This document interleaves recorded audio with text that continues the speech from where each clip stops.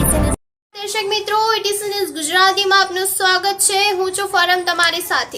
જીવની પણ પરવા કર્યા વિના આરોગ્ય ક્ષેત્રે સનિષ્ઠ કામગીરી બજાવતા કર્મયોગીઓ અને સેવાભાવી ડોક્ટરશ્રીઓનું Indian red cross society Mansa taluka શાખાના ચેરમેન સેવા અનુરાગી દિનેશભાઈ વ્યાસના હસ્તે સન્માન કરવામાં આવ્યું।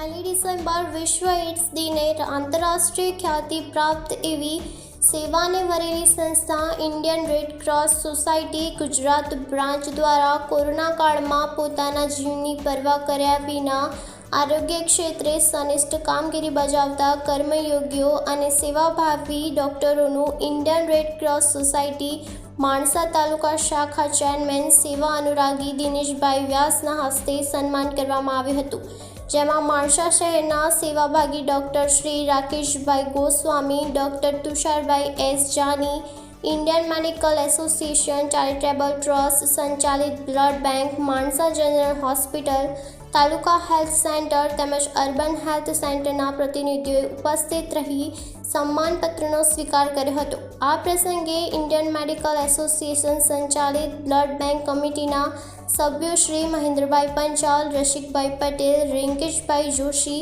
ભાજપ મહામંત્રી અને Indian red cross society Mansa taluka શાખા મહામંત્રી શ્રી મોતીભાઈ પુરોહિત અને રોયલ ક્ષત્રિય ઠાકોર સમાજના તાલુકાના પ્રમુખ શ્રી નરેશસિંહ ઠાકોર ઉપસ્થિત રહ્યા હતા। સેવા અનુરાગી શ્રી દિનેશભાઈ વ્યાસે માનવતના પૂજારીઓનો આભાર માની માણસા તાલુકા અને શહેરના પ્રજાજનોની વધુને વધુ સારી સેવા મળી તેવી અભ્યર્થના વ્યક્ત કરી હતી।